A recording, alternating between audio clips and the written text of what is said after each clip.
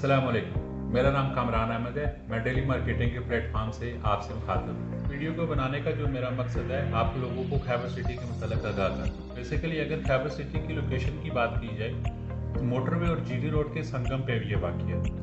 New Islamabad airport से 45 minute की drive पर है।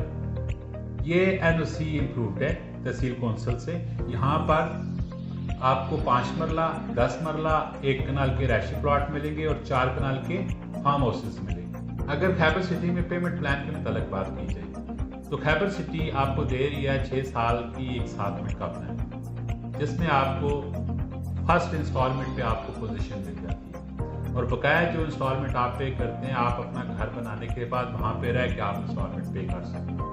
बहुत ही इजी प्लान है खैबर सिटी का और इंस्टॉलमेंट पे प्लॉट हासिल करने के लिए आप हमारे नुमाइंदे से बात कर सकते हैं। Thank you very much.